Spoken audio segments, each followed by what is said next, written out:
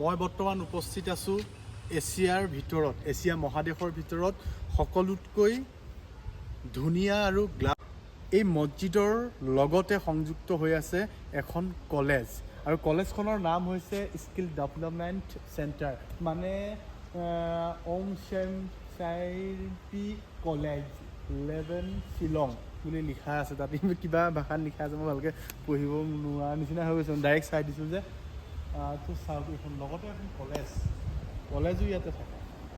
আৰু এই মছজিদ ভাগৰ নাম হৈছে মদিনা মছজিদ। নামটো আপোনালোকে মোৰ মুখত প্ৰথমবাৰ শুনিছে, কিন্তু ইয়াৰ মানুহৰ মুখত, প্ৰত্যেকৰ মুখত শুনিবলৈ পাব নাম মদিনা মছজিদ। আহক চাওঁ মদিনা মছজিদ।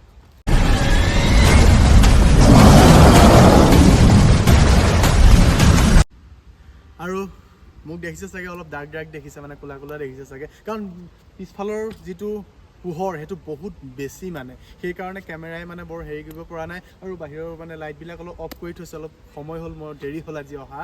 আৰু ইয়াত ছেকেণ্ড ফ্ল'ৰ যিটো এইটো দেখিছে, আৰু তাত প্ৰকাণ্ড লাইব্ৰেৰী আছে, আপোনালোকে যিকোনো ধৰণৰ ইয়াত কিতাপ পঢ়িব পাৰে।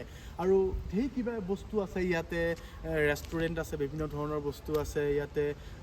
আল্লাহক দোৱা কৰি আপোনালোকে ইয়াতে আহিব, ভাল পাব মই ভাবোঁ। গ্লাছেৰে তৈয়াৰী, যিটো চাইন মাৰি থাকে দিনত আৰু ৰাতি লাইট, কি মজা দৃশ্য এটা।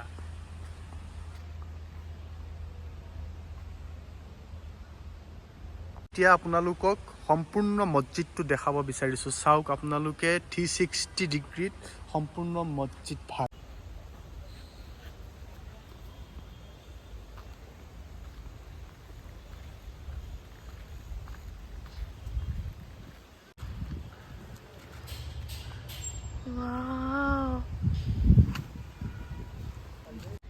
আপোনালোকে হয়তো জানে যে মছজিদ এটাত সাধাৰণতে পুৰুষসকলকহে সোমাবলৈ দিয়া হয়, এণ্ট্ৰি কেৱল পুৰুষক দিয়া হয়। কিন্তু এইটো আচৰিত কথা মই শুনিছোঁ ইয়াত, যে পুৰুষ মহিলা উভয়ে ইয়াত সোমাব পাৰে, ফিমেল এণ্ড মেল দুটাৰ কাৰণে এণ্ট্ৰি আছে ইয়াত। আপুনি আচৰিত ভাবিব। মইতো জানিছিলোঁ যে ইয়াতে কেৱল পুৰুষ সোমাম, কিন্তু ক'লে যে আহিব পাৰে, তো বহুত ভাল লাগিছে। পুৰুষ মহিলা আপোনালোকে ইয়াত আহিব পাৰে, ভগৱানক দোৱা কৰিব পাৰে, আল্লাহক দোৱা কৰিব পাৰে।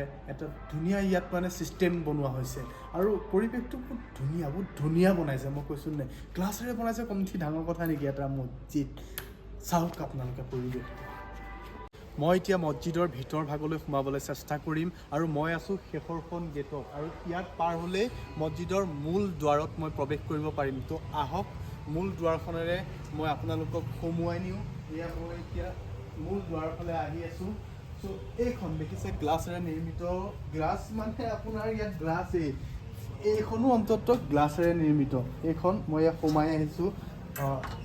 চাওক, মই মছজিদৰ ভিতৰৰ ভাগলৈ মই সোমাই আহিছোঁ। এয়া হ'ল মছজিদৰ ভিতৰ ভাগ। চাওক, মই আপোনালোকক কৈছিলোঁ পৰিৱেশটো দেখাম বুলি। এতিয়া মই ভিতৰত ইয়াৰ উপস্থিত আছোঁ। এতিয়া কোনো নাই, কাৰণ সময় অকণমান দেৰি হৈছে, সেইকাৰণে খালী আছে। গতিকে চাওক ইয়াৰ পৰিস্থিতি, আৰু ইয়াৰ শান্ততা, আৰু ইয়াৰ চাৰিওফালটো কেনেকুৱা।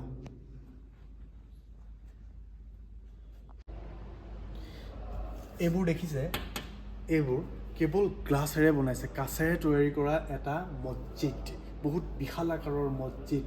মানে আচৰিত ধৰণৰ গ্লাছেৰে এটা মছজিদ নিৰ্মাণ কৰাটো বৰ আচৰিত কথা। যেনেকৈ শ্বাহজাহানৰ তাজমহল, তেনেকৈ এয়া গ্লাছেৰে বনাইছে, মানে বহুত সৌন্দৰ্য। আৰু ইয়াতে আৰু বেলেগ কিছুমান শাখা আছে, কিন্তু মোৰ অকণমান সময়টো দেৰি হ'ল, সেইকাৰণে আপোনালোকক দেখাব নোৱাৰিম। কিন্তু অকণমান পৰিৱেশটো আপোনালোকক মই দেখাবলৈ চেষ্টা কৰিম। ফুল আপোনাৰ ধুনীয়া লাইট, এটা সুন্দৰ পৰিৱেশ।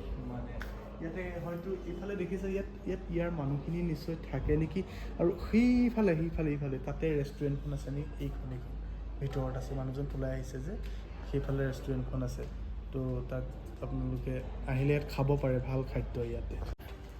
এছিয়াৰ ভিতৰত আপোনালোকে বহুতো মছজিদ গৈছে, বহুতো মছজিদৰ কথা শুনিছে, কিন্তু বহুতো মছজিদ আপোনালোকে ইউটিউব চেনেল বা বিভিন্ন ধৰণৰ মাধ্যমেৰে চাইছে।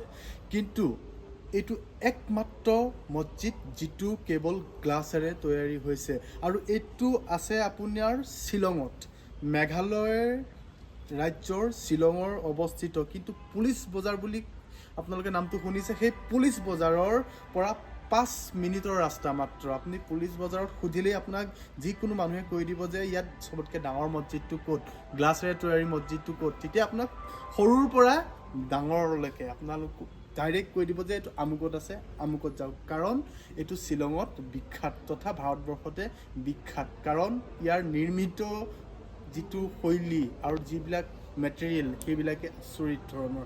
কাৰণ গ্লাছেৰে তৈয়াৰী এটা মছজিদ, আচৰিত কথা। গ্লাছ আৰু কি ক'ম আৰু। তো আহক, ইমান মছজিদৰ বিষয়ে ক'লোঁ, অলপ পৰিৱেশটো আপোনালোকক মই ভালকৈ দেখাবলৈ চেষ্টা কৰোঁ।